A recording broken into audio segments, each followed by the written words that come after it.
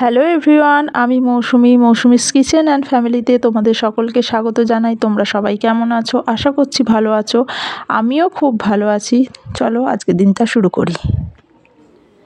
Hi everyone, এখন বাজে সকাল 10টা মর্নিং। আজকে শনিবার 4 জানুয়ারি। তো চলো এখন থাকতেই আজকের দিনটা আমি তোমাদের সাথে শুরু করছি। আমার সকাল শুরু হয়েছে কিন্তু অনেক আগেই। আসলে এখন আমি মেয়েকে খাওয়াতে বসেছি, সেই কারণে ফোন হাতে পেলাম আর ভিডিও করা শুরু করলাম। যে দেখো, তো এখন আমি বিছানা গোছাবো। সকালে উঠে আগে আমি রান্নাঘরের কিছু কাজ ছেড়ে নিই, মেয়েদের টিফিন বানাতে থাকে বানিয়ে নিই, আর ওদের খিদে পেয়ে যাবে। তো এখন আমি বিছানা গোছাবো, ঘর ঝাড় দেবো, ঘর মুছবো, মেয়েদের চান করাবো, নিজে চান করবো, তারপর রান্না বসাবো। এখন আমার অনেক কাজ সারাদিন ধরে। আজকে যেহেতু শনিবার, নিরামিষ রান্না হবে। নিরামিষ রান্নার অত ঝামেলা থাকে না, হয়ে যাবে তাড়াতাড়ি। তো চলো আবার পরে দেখা হচ্ছে। দেখো বিছানার কি অবস্থা ছিল। আমি পুরো বিছানা গুছিয়ে নিলাম, নিয়ে এবার আমি হাতে দেখছো ঝাঁটা নিয়ে নিয়েছি। ঘর ঝাঁট দেওয়া শুরু করব, কারণ ঘর ঝাঁট না দিয়ে মোছা তো যায় না, আগে ঝাঁট দিতেই হবে।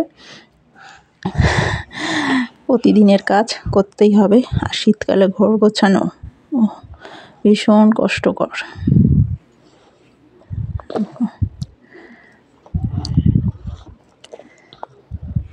এক হাতে ফোনটা ধরেছি আর এক হাতে ঝাঁটা নিয়ে ঝাঁট দিচ্ছি, তো অসুবিধা হচ্ছে।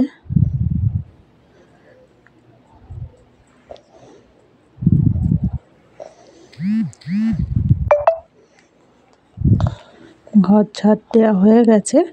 এখন আমি মেয়েকে নিয়ে বসেছি, ছোট মেয়েকে নিয়ে। হাতে সর্ষের তেল আছে, সর্ষের তেল মাখিয়ে নেব, নিয়ে স্নান করাবো। আদর খেতে বসেছে মায়ের কোলে।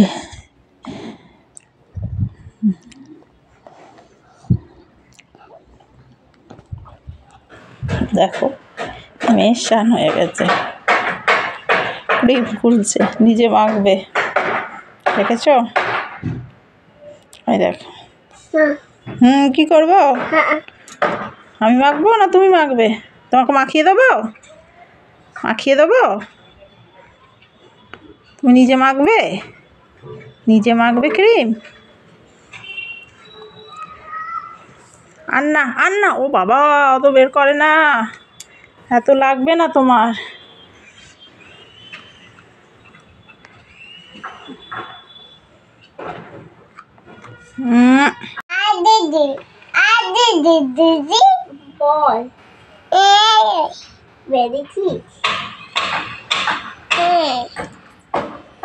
দিদি কই? দিদি আসো, জামা প্যান্ট পরিয়ে দিই। দেখি শোনা, পাপা কই? আবার ক্রিম মাখবে? হ্যাঁ না শোনা, আর নয়, হয়ে গেছে। আবার কালকে, আবার বিকালে দাও। আজকে সকালে টিফিনে বানিয়েছিলাম স্যুপ চাউমিন। এখানে নুন, তেল আর গোলমরিচ আর সস দিয়ে আমার মেয়েদেরকে খাওয়াবো। একই সাথে নিই খাবার, এর আগের দিনও বলেছি। আমি যখন মেয়েদেরকে কিছু খাওয়াই একই সাথে নিয়ে দুজনকে খাইয়ে দিই। ফাইনালি খাওয়া শেষ হলো। এখন দেখো দুই মেয়ে আমার খেলতে বসেছে।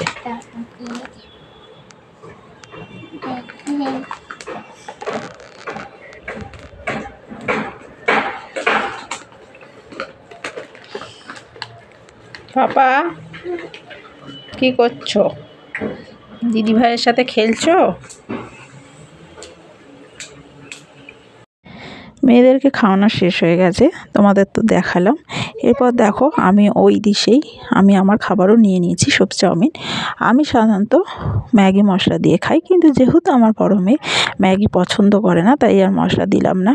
কারণ ওরা না খেলে, ওরা না পছন্দ করলে নিজের জন্য কি একা করতে ভালো লাগে বলো? তো চলো, আমার বড় মেয়ে কিন্তু পাশের ঘরে একা বসেই খেলছে, ও খুব শান্ত। কিন্তু আমার ছোট মেয়ে হয়েছে ঠিক তার উল্টো, ভীষণ দুষ্টু। দেখো আমার পাশে চলে এসেছে, আমি তাড়াহুড়ো করে খাওয়ার চেষ্টা করছি যাতে তাড়াতাড়ি রান্না বসাতে পারি, কিন্তু আমাকে সমানে বিরক্ত করে যাচ্ছে, জ্বালিয়ে যাচ্ছে। কি করব, কিছু করার নেই, এইভাবেই চলে সারাদিন।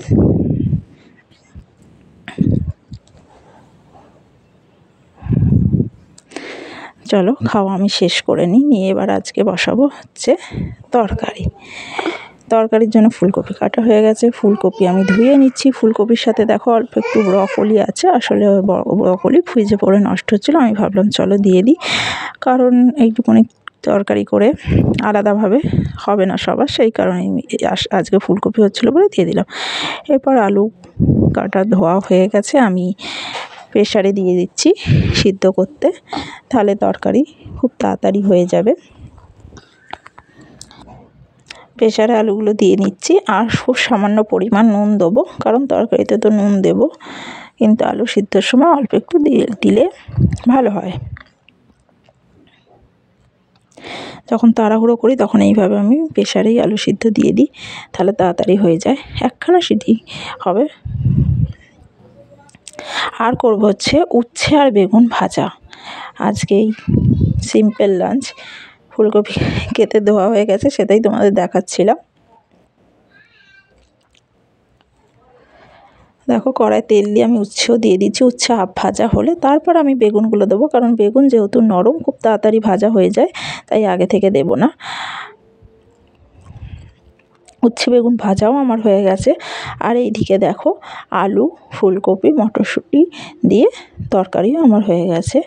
আসলে কি বলো তো, পুরো রান্নার ভিডিও আমি তোমাদের সাথে শেয়ার করতে পারি না, কিন্তু আমার যেহেতু মেয়ে খুব ছোট, 1.5 বছর বয়স, তাই কান্না করলেই আমাকে কোলে নিতে হয়, এক হাতে কোলে থাকে আর এক হাতে আমি খুন্তি নাড়ি, তাহলে ফোন কোন হাতে ধরবো বলো, সেই কারণে আর রান্নার ভিডিও সবসময় তোমাদের সাথে শেয়ার করতে পারি না। এখন বাজে সন্ধ্যে 6টা। Good evening. আমি ভাত খেয়ে বাসন মেজে এসে ছোটো মেয়েকে ঘুম পাড়ালাম। তো চলো এখন যাব সন্ধ্যে দিতে। আসলে এতক্ষণ শুয়ে শুয়ে কালকের ভিডিও পোস্ট করা হয়নি, তাই এডিটিং করে পোস্ট করলাম। এখন যাব, গিয়ে সন্ধ্যে দেবো, তারপর চা করবো। চলো আবার পরে দেখা হচ্ছে। প্রত্যেক দিন সন্ধ্যেবেলায় যেমন সন্ধ্যে দিয়ে চা করা কাজ, চা করা হয়ে গেছে। দেখো চা ছেঁকে নিচ্ছি আমি, আর এই চা আমি আমার বরকে দিতে যাচ্ছি। বর ওই পাশের ঘরে শুয়েছিল। চা দেওয়ার পর আমার বড় মেয়ে বলল যে মা আমাকে অল্প একটু মুড়ি মাখিয়ে দাও, তেল আর মটরশুঁটি খেতে খুব ভালোবাসে, বললো আমাকে এই মুড়ি মাখিয়ে দাও। তো আমি ওর জন্যই মুড়ি ঢালছিলাম। দেখো অল্প সামান্য তেল দিয়ে দিলাম।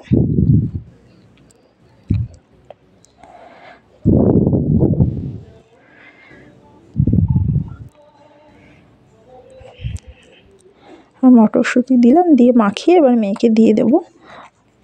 অল্প দুগাল খাবে, খেয়ে তারপরে দুধ খাবে। সন্ধেবেলা কোনো রকম বিস্কুট খায় না আমার বড় মেয়ে, একা কিন্তু সন্ধ্যাবেলা কিছু খায় না, শুধু 1 গ্লাস দুধ খায়, তাও হাফ খাবে, হাফ খাবে না, বমি করে দেবে।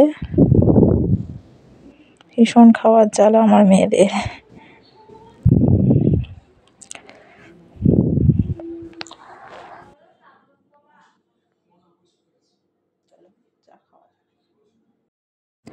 প্রত্যেক দিনের মতো আজকেও চা বিস্কুট নিয়ে বসে পড়েছি, সাথে টিভি চলছে, দেখছি, চা খাচ্ছি।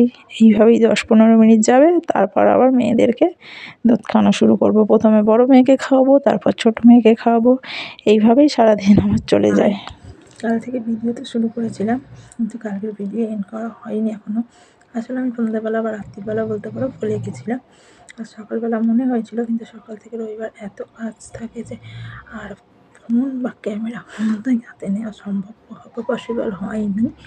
তো এখন আমি আমার ছোটো মেয়েকে কোলেই নিয়ে এখন বসে আছি। ঘুম পাড়ালাম ওকে, তো আমি ভাবলাম চলো ভিডিওটা এখন এন্ড করি।